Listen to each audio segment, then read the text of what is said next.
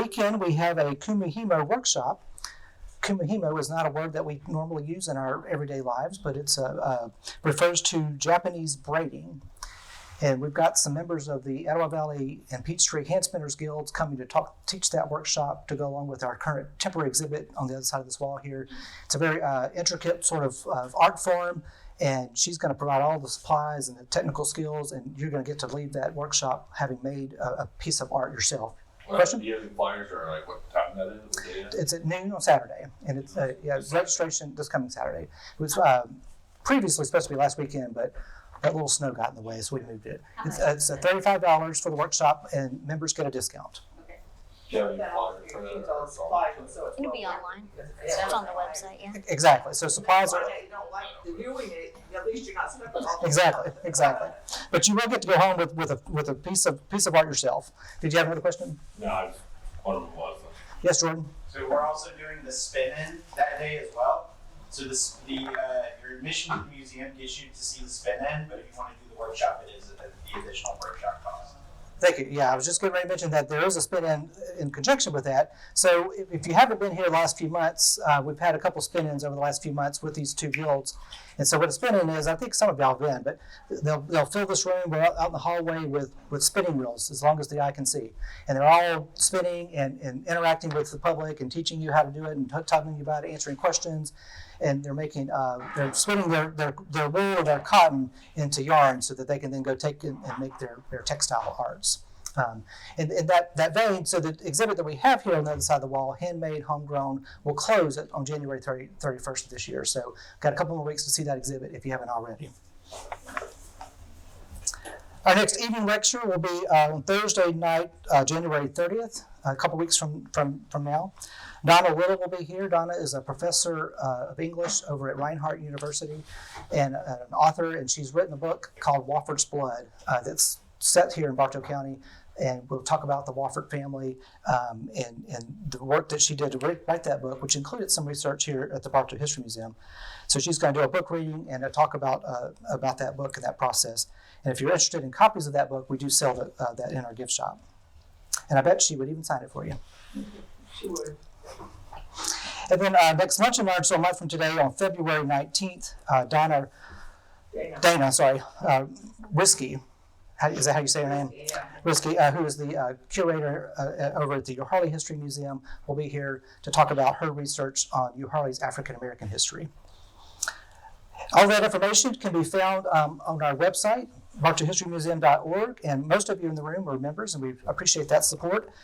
Members get free admission to these lectures each month, so if you're not a member, I encourage you to check that out. All right, well, without further ado, let me set the stage for what we're going to see this afternoon. We're calling this program From the Vault, playing off the old Disney vault, right? Only we're not going to lock these things up, never to be seen for another 30 years. But if you haven't heard me say this before, what you see on display upstairs in the museum or in our temporary exhibits, and Dana could certainly say the same, any museum that you visit, what you see on display is just a fraction of really what the museum has in its collections and what the museum shows off day to day. So we're no exception. We have a large collection area that we store artifacts and materials in, preserving them for future use, for future researchers, and just for preservation purposes. And we wanted a chance to sort of bring some of those things out and show them off to the public. And our collections team, Sarah and Sandy, have done a lot of research into some of these items to share their stories, share their background with you, some of which you'll see on the screen, some of which you can see on the table here as well. And then I also want to make the point that we're continuing to collect. So this museum is like any museum. We're continuing to collect those pieces of history, whether the history happened 100 years ago or it happened yesterday. We're in the business of collecting and preserving those stories and those pieces of our past. And so this is just to give you a taste of some of the things that we do collect and why we collect it and the stories they can tell. Sarah Strickland is our registrar and Sandy Moore, our archivist here at the museum, and they've got some great things to show and tell you. So let's give them a round of applause. Ta-da! This is weird. I'm normally in the back cheering on the person doing this, thinking, thank goodness it's not me. And oh, how the turntables. Yeah. Well, so my name is Sarah. Hi. I know pretty much everybody, so that's cool. So like Trey said, these are things from the vault. So the first thing that I'm going to be talking about is, so as you can see, mustaches and tea, they simply don't go together. Now, anyone who's ever had facial hair, I'm not one of you, but I've known people. And yeah, Jordan in the back. So mustaches, for some, require some pomade or something else to make it curl. Because, well, your mustache has to be just so. So as trends go on throughout time, it became a little impractical for men to drink coffee or anything like that because the pomade would melt from the steam in the cup, and then you've got a droopy mustache, and then everyone's making fun of you. No one wants to sit with you anymore. It's devastating. So, this was invented.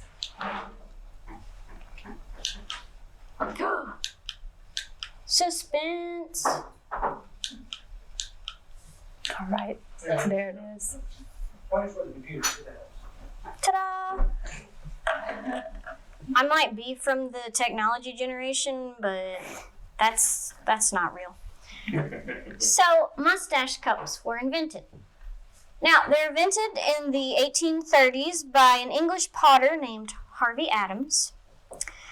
And it was designed so that you could keep your mustache pristine, but also have your coffee or your tea if you're over across the pond. So as you can see a little bit here, and then I've got it on the table right here. So afterwards, if you want to come up and look at it, as long as nothing gets picked up, everything, you can come up to the table and look at any of it. It has what's called like a guard right here. And it's designed to look like a mustache. When Trey said we got to pick things out of the vault, I was like, so the mustache cup. Obs, and then we'll figure out the rest later. But yes, the design, pretty straightforward. You would put your mustache right there, then you drink your coffee, and then you go about your day feeling kind of superior to everybody because you've got some technology. Now, so this led me on to looking up the history of facial hair because I have a cool job, just saying. And it's definitely changed over time. So during the Civil War, they go through periods. Before the Civil War, for some, it was deemed that it wasn't the professional look to have a beard. Well, during the war, who has time to shave?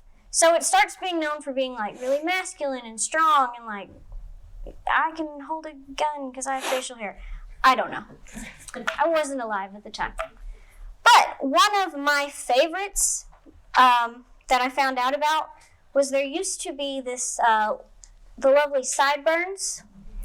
Well, there was a gentleman, Major General Ambrose Burnside. And how cool do you have to be? One, to be named Ambrose. Okay, you're cool. And then they named facial hair after you. Top tier. Nobody's going to beat that. So while we're on the topic of hair, we have to ask ourselves, were they really this elaborate? And my answer to you is yes. So this gentleman right here is sporting quite the stash. He was the police sergeant, and I put his name up there, John Albert Spence. We do also have his badge in the collection as well. Forgot I had a microphone on, my bad. But this is just one of the many examples of different mustaches. And the higher they go and the curlier they get, the more dignified the gentleman is.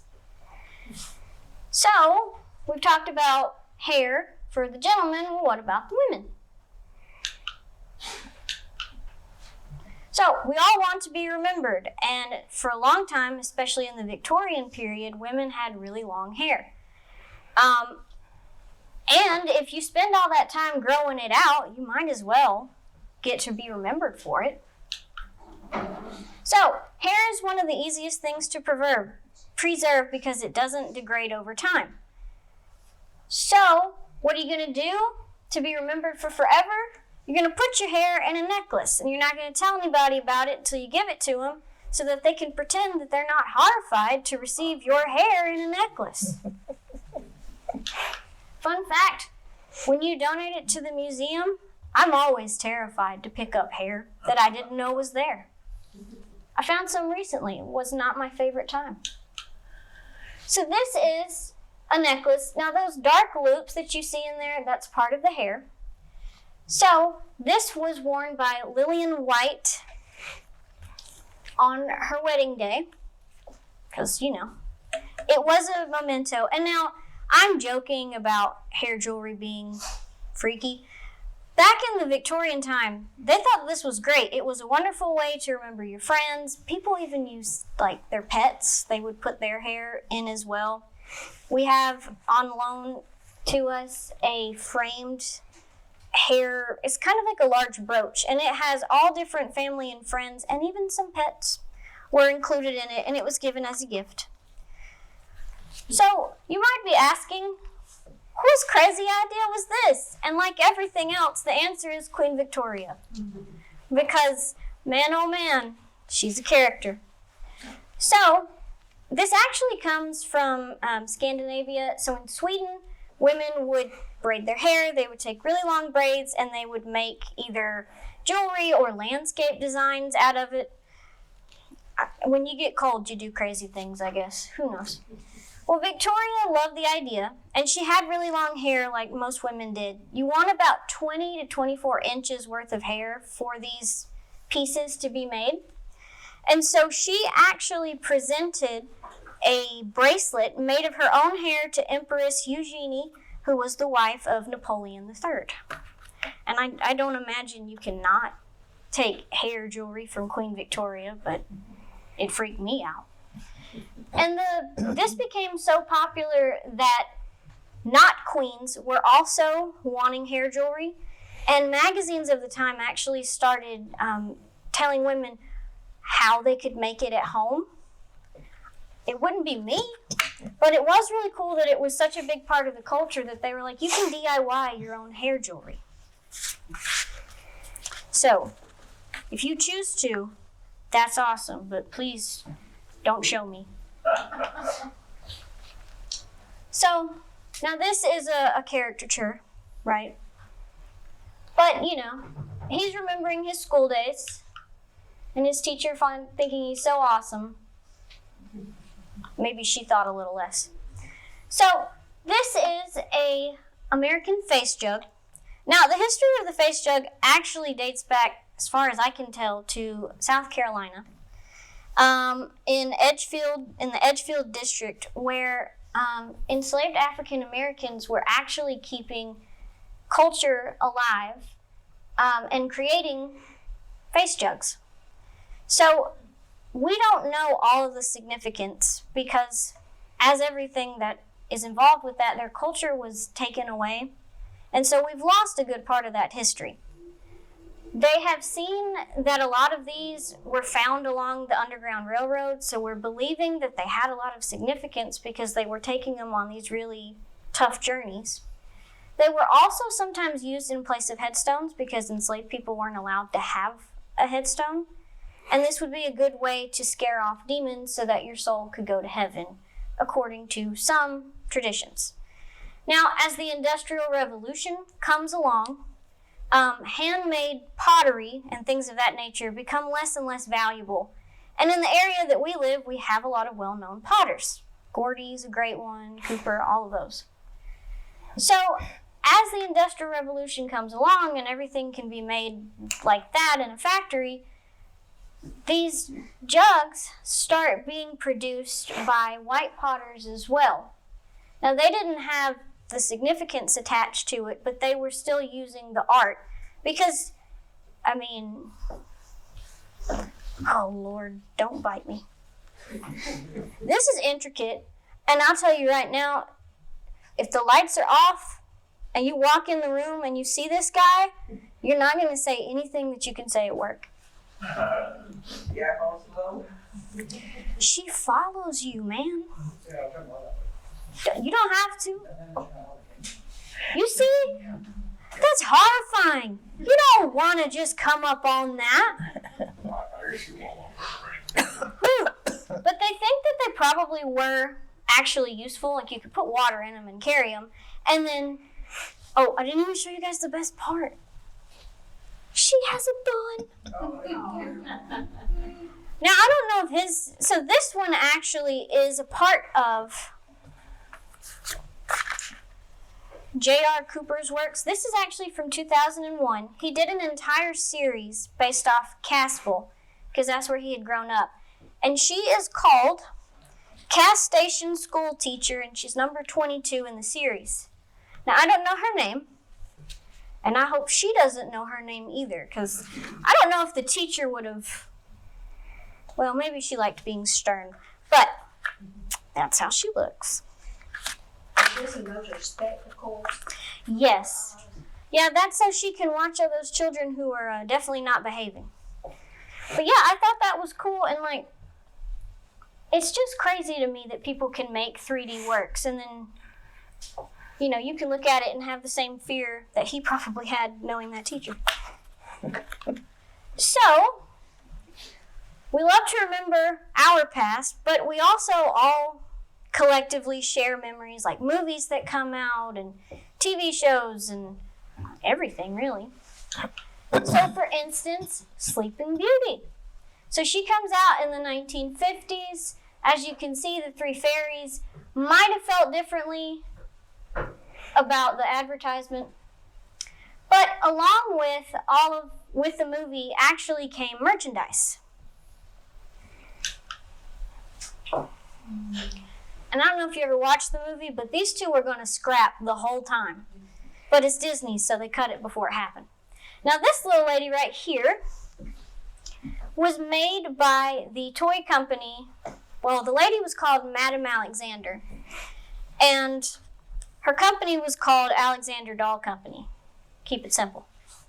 Now Walt Disney hired her to make this doll for the movie, and honestly, I'm really glad that she's in blue because she should have been wearing the blue dress. I'll die on that hill. Now, Madame Alexander, whose name was Beatrice, she founded the doll company, and she wanted the dolls to be able to be played with, not just sat on a shelf. This would have, so this got me thinking, okay, when did Disney merchandise come to be? Because we've got a couple Disney fans in our office, at least two. And there's one in the back too. I wasn't gonna forget you, Jordan. And so we get to see a lot of like cool Disney merch. And so I was thinking, well, where does this start out?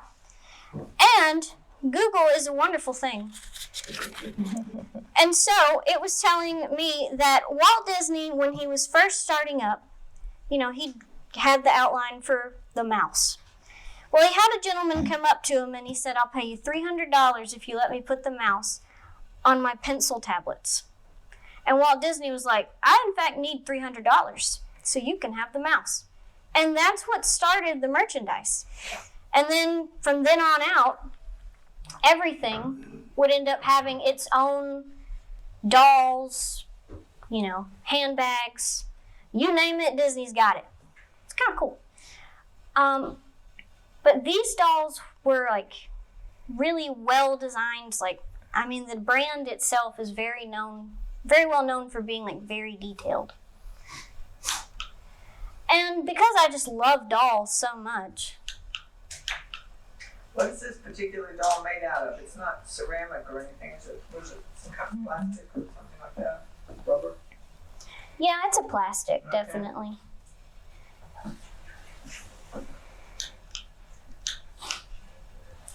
Okay, I was joking. I don't like dolls. They keep trying to tell me we should have a doll exhibit, and respectfully, I'm going to be sick that month.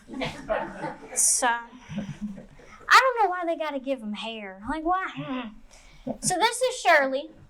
Now, you've probably heard of Shirley. She's been in like 40 movies when she was a kid. Good grief, bless her heart. She did grow up and do some more work acting. She actually she had a TV show that she called Shirley Temple's Storybook in the 1950s. And the show didn't really take off as well, but the merchandise did. So dolls. She also had handbags and coloring books. And I'm not going to lie, I would love a Shirley Temple coloring book. That would be so cool. But she comes with her signature card so that you know she's authentic. She doesn't tap dance, but you can't have the moon. And let's see what's next. All right, so now we're going to switch over to this lovely invention. So you've probably all heard of Joe Frank Harris. If you're from the area, if you've got some time, when you bought your ticket to this event, or if you're a member, you got in free, you also have access to upstairs where we have our permanent exhibits. Trey, just saying, I nailed that.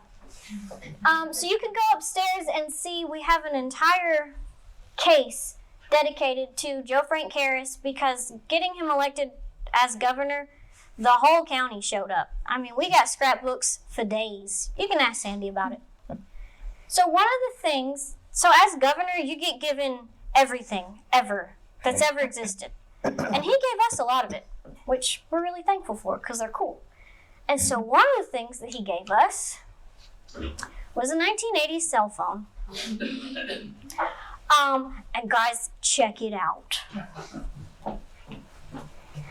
First off, you gotta unclip it. Then you gotta say, you can't have an emergency phone call because you ain't getting the phone out. Look how thick that guy is. This is crazy. And all the numbers are on the back. You can't play snake or nothing on this guy. And this one, so the reason he ends up getting it, how embarrassing would have that been if I couldn't get it back together? Because this is like my whole job. But the reason he actually ends up getting it is because this brand, I don't want to say it wrong, but the letters are OKI, so I'm thinking Okie. Actually opened up its very first American facility in Norcross, Georgia, while he was the governor. So this brand was the competition for Motorola. I guess Motorola won out, but we got the phone, so who's the real winner? And I just thought that this was so cool because this would have been the high-tech mobile, but I mean, you're not going to be able to get too far because it still had to be corded at the time.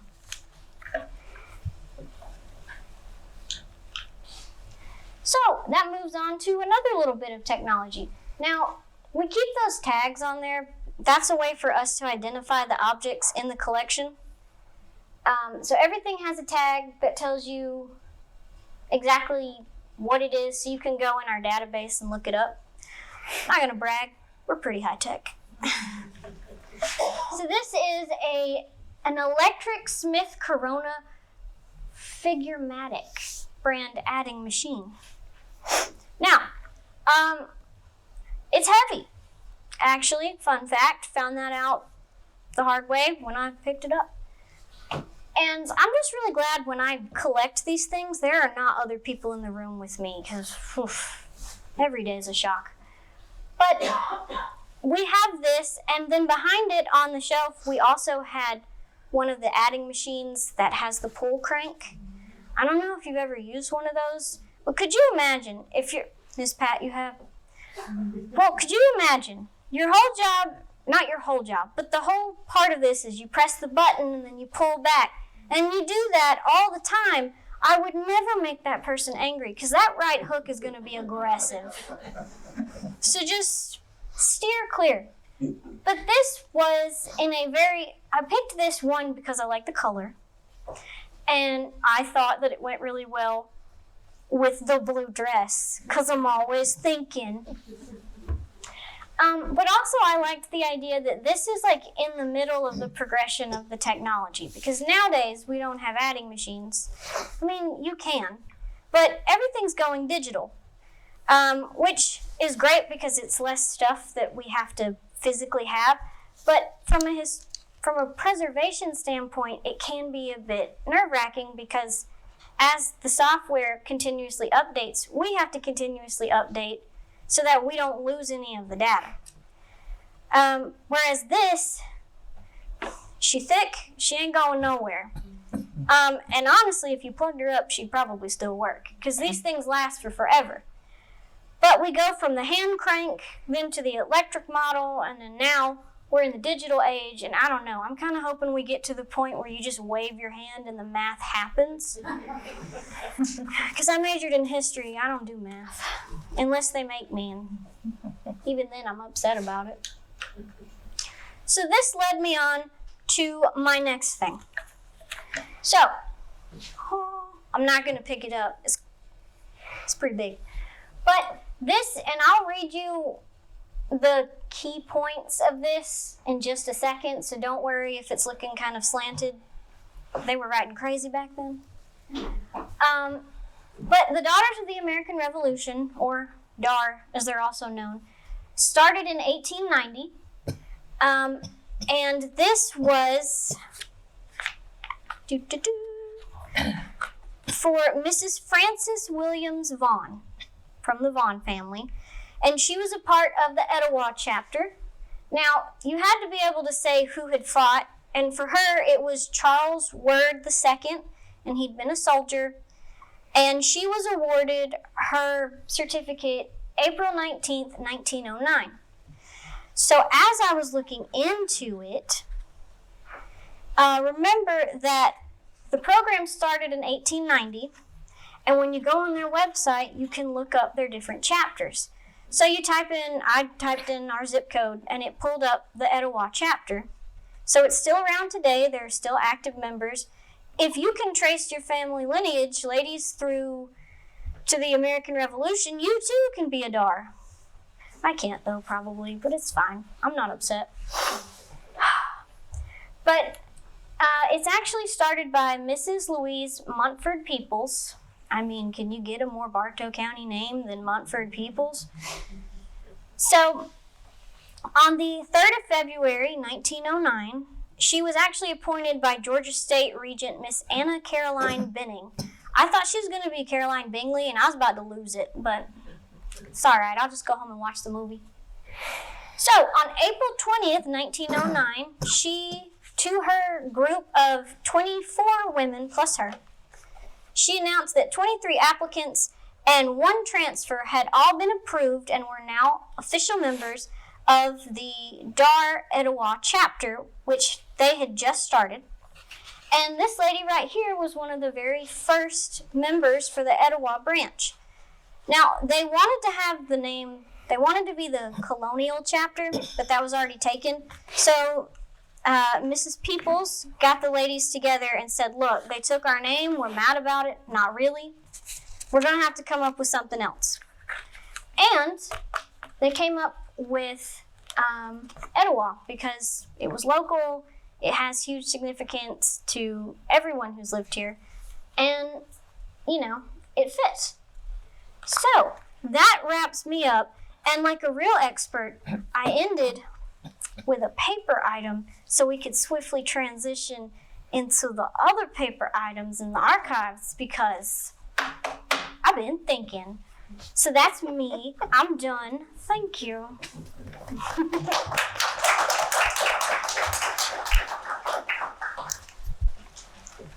I always have to follow our resident comedian. One of the things that we do have in the archives is a huge collection of photos, thousands of them actually, and so I thought I would tell you a little bit about some of the photos that we have right here on the other side of this wall. This is an exhibit called Bartow in Pictures, and at this time every year we usually pick a subject matter and change them out. And this year we decided to do exteriors and interiors of some of the local businesses downtown. So I'm going to talk about some of the ones that are hanging on the wall. Okay, first one I'm going to talk about is the Sunshine Department Store. Does anybody remember this? Well, there's probably a good reason for that. It did not last very long. It was actually located, as you can see from the picture, next to the Legion Theater. And that's on West Main Street. And Mr. Harry Sunshine, who was a successful store owner in Atlanta already, had always had his eye on coming to Cartersville because we were obviously during the 50s known for our progression, and a lot of businesses were opening and being successful, and so he wanted to come here. And in fact, he had always told people that he got his start in Cartersville because he originally had seen where there was an ad posted that the city of Cartersville was selling all their old gas lampposts and fixtures. And he decided that he would make them an offer for the entire lot. It was accepted. Then he turned around and sold all of them for scrap metal. And he got enough money eventually to buy a stock to start his own business in Atlanta. But he would always tell people that he got his actual start here because of that transaction. And then his plan for this building was he was going to remodel the inside, paint the exterior. He was going to have all modern fixtures. He was going to sell everything at the best prices. And he thought that it was a good location because it was on a main road where they got a lot of traffic. And so they had their grand opening day. This is the interior of it, and this is all the people working there. And their opening was April 27th, 1950. And it was so successful, so many people turned out that they actually had to lock the door and let people in shifts because it just got out of hand and they didn't have enough clerks to work everything. But the reason I said you probably will understand why no one remembers it is because even with such a grand opening, they did not even last a year. Not even a year, can you imagine? And it was such a big deal, too. I mean, we made a big deal in this town when a new business opened. We have, always lots in the newspaper about it, and I always had good turnout. So I don't know what happened. I could never find why. It just closed. So, and if you'll notice, down here, he said, "We're giving up." So, I mean, that is literally the only thing that I have seen that even addresses the fact that they went out of business. But you can see the grand opening was April 1950, and already January 51 they were closing. So, don't know what happened there. But this is the building that they were in that's still there today on West Main. It has that formal wear store in it. It's right next to the Legion. So a lot hasn't changed. But when you're going down the street, I don't know if you've ever noticed, but up at the top of the building, there's a little engraving. And it says Shire. Even though it's spelled Scheur, it's pronounced Shire. And then it has 2 years on it, 1878 and 1940. Now, those dates refer to the Shire Brothers store that was in it at one time. There's the engraving that's on the top. But these dates didn't seem to add up with any of the research. So it was a little bit of a puzzle. But to start with, according to Lucy Conyus's History of Bartow County book, she said that in a few years prior to this 1878, a man named Moses Shire came over here from Germany, and he was in the business he had already worked for stores in New York, and he decided that he wanted to start one here. And so the 1878 is when he actually started in Cartersville a business. We don't know the exact location of that first one. We think it's where Blue Sky Outfitters is today, but not completely sure about that. He had several brothers that he convinced to come over here from Germany as well. And so the store, they decided to name Shire Brothers. I don't know if any of you have ever heard of that or not. But we do have a little bag from that store. And by 1902, the Shire Brothers moved over to this corner right here, which is still probably one of the most recognizable corners downtown. It's the corner of West Main and Public Square. And they moved into that building, and at the time, that property was owned by Reverend Sam Jones, and it had a different building on it. It had been other stores in the past. He had it torn down and rebuilt, and then the Shire Brothers moved in there. So I actually have upstairs in our general store exhibit, there is a button hook that's used to hook the buttons on your shoes that came from the store during this time period. So if you ever want to go up there and look at that. And so now the 1940 date that was on that sign, this is when that date comes into play, is because they moved out of this building in 1940 and they moved into that building that the Sunshine store was in. And 2 was called, well, there's the interior, the interior of the one that we just looked at. It was also called Shire Brothers. They actually, when they moved out of that building on the corner of Public Square and Main, when they moved into this one, they actually had this one built and they owned this one. All prior to this date, they were leasing. So it's a little confusing. We're still not sure about why they would choose to put the starting date, but the 1940 was not the end of their story. It was only the end of that being in that one location. So we don't know why they did that, but it's one of those puzzles. And the bag that I have from Shire Brothers came from this time period. So if you're wondering what moved into the building that they vacated, it was Lay's 5 and 10. Now, I know I don't have to ask. I'm sure there's a lot of people in here, if you grew up here especially, remember Lay's 5 and 10 cent store. I see some heads shaking, yeah.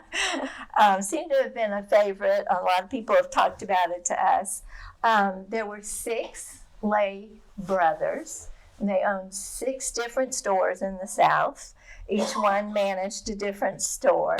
And so they opened in this location in 1940.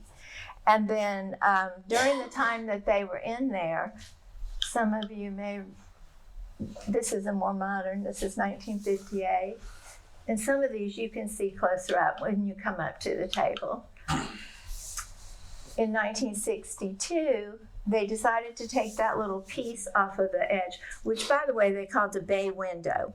I don't think it's what we think of when we think of a bay window, but that's what they called it. So yeah, they had that removed off of the corner. It's still removed, and Lay's stayed in that location until 1985. So that was a long time, because stores just changed continually in downtown. And the ladies that own Cartersville School of Dance bought it, and they're still there. So that building has quite the history, and it's changed on the front and on the side a little bit over time. It actually started out as 3 different buildings that went down Main Street, but when Sam Jones owned it, he made it all one. He wanted it to be one cohesive building. So I actually have a couple things up here that were purchased at Lay's. We have a little card of Jingle Bells, and it was 50 cents, and a little can of oil that was 29 cents. So I guess they got a little away from their 5 and dime, maybe 5 dimes for the Jingle Bells.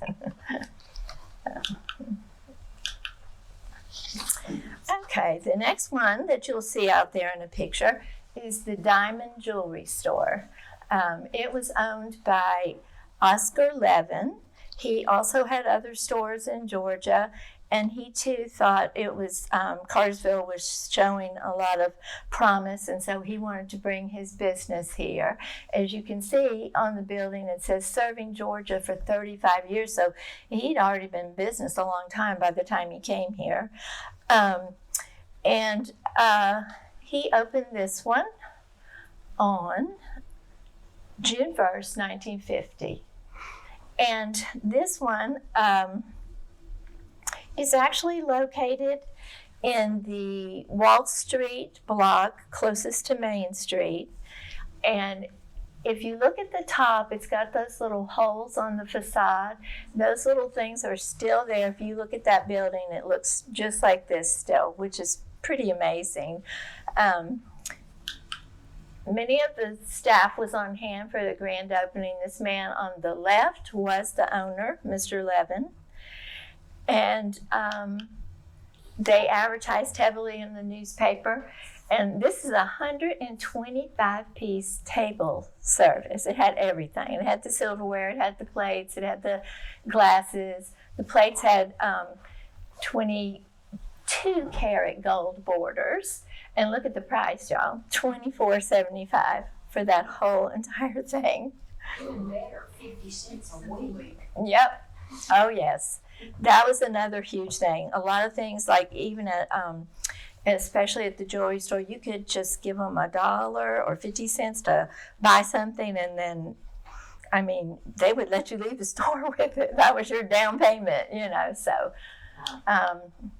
and if you wanted to get married, it wouldn't have cost you much to buy a set of rings. These are 14 karat, and look at the price. So, yep. This store, the best I can tell from my research, lasted about 10 to 11 years. And this picture is from 1972, and you probably can't tell, but you see the two little holes at the top of that building. That's it, in the 70s, when town was looking a little rough, and it doesn't even look like there's a business in there in the 70s. But most recently, the Home and Garden, the plant lady, we called her, was in that space, and now a clothing boutique, Little Bell's Closet, is in that space. So it's still there if you want to drive down Wall Street and look at the front of it. It's fun to look at the architectural features of a lot of the buildings in town, because that hasn't changed on a lot of them. Now here's another building that's probably familiar to you. It sits right over at the corner of Gilmer Street and Cherokee Avenue. And Mr. William Bradshaw, he had this building built and opened it in 1929. He had a dairy out off of Tennessee Street, and he sold products at his creamery called Georgia Gold. So the awnings say Georgia Gold on the top, and on the side, real small, it says Bradshaw's. He did home milk deliveries 7 days a week, including holidays. And as long as he operated this creamery, no milk was allowed to be sold in any of the grocery stores or anything in town. So everybody got their milk from him. A quart bottle, which we happen to have in our collection right here, cost 9 cents. And it was a favorite place to get ice cream as well. They had over 20 flavors, and you could actually go inside, and he had little marble top tables that you could sit at, or he had curbside service. They would bring it out and put it on a tray on your car like a drive-in. So by 1944, so just a few years after this photo was taken, they sold their interest in the creamery to Mr. and Mrs. Lehnert, and it's spelled Lehnherr.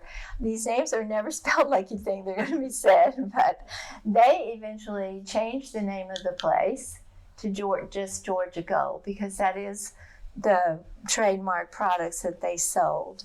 And then not too long after they bought it, they brought in modern day equipment that actually took milk and put it in the paper cartons. No one had those in this area.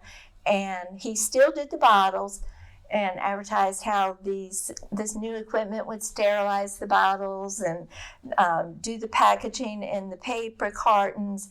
And so now he's supplying the local grocers with it. So totally, he went a totally different direction. And if you're wondering what the Bradshaws did after they sold it, they went into refrigeration sales. I guess that was easier than running a dairy and all of this. So this same building has been a lot of businesses over the years, but one I remember, one of my favorites, was when it was Captain Billy's Fish House. Did anybody go when it was that? No? Oh, well, it was good. And today, you'll recognize it as the Teacher Resource Center. It's still there, still looks like that on the corner, so yeah. Okay. Now, I'm going to take a little departure from the photos that are on the wall, but I do encourage everybody to go and look at those. This, I feel like, was a real treasure that we have in our archives. Miss Nellie Faye Parker. She's from Adairsville. She had an early childhood disease that caused her to be paralyzed in her arms and her legs and was wheelchair bound the rest of her life. But she had shown artistic ability. And the local Lions Club, they like to help families with different things. And they decided that she was going to be their project. And so over the years, they provided instruction for her. They brought in a lady that taught her how to paint, holding the paintbrush in her teeth. They made a special mouthpiece that she could put in her mouth and control the paintbrush. So she did paintings, she painted ceramics, she designed Christmas cards, stationery. She sold her products. She also won some awards with it. Oops, sorry about that. So she was doing quite well. And so the Lions Club decided to build her a studio. And they built her a small studio and they stocked it with all supplies that she would need. And on September 8th, 1968, they had a Nellie Faye Parker Day where they presented her with this studio.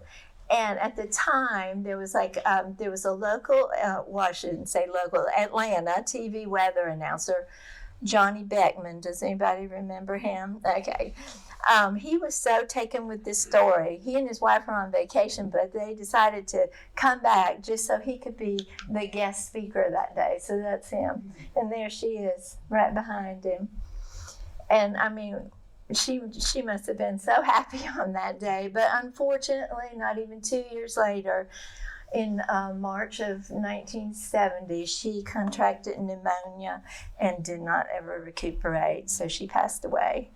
But we're lucky enough to have 2 of her paintings in our collection, so you're welcome to come and look at those. This one? Mm-hmm. I know. It's got a lot of detail for someone that's doing it in the way that she was. And there's her little signature down there. Although she you from picture because it was out west.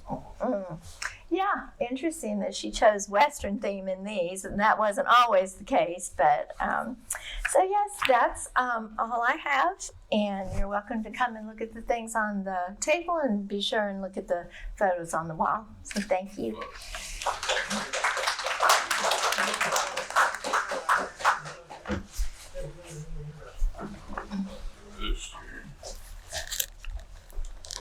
Well, that was fabulous. Let's give it another hand. So as you can see, we have lots of great treasures in the collection. We hope you enjoyed that. I might be able to talk to them and do this another time, but we'll give a few minutes for class. But we appreciate you coming out and setting some time with us and learning more about the local history in these lectures. you heard my announcement at the beginning. We'll see you at the next one. Exhibits upstairs across the other side of the wall, and the photos that Sandy mentioned on the other side of the wall. So thank y'all for coming.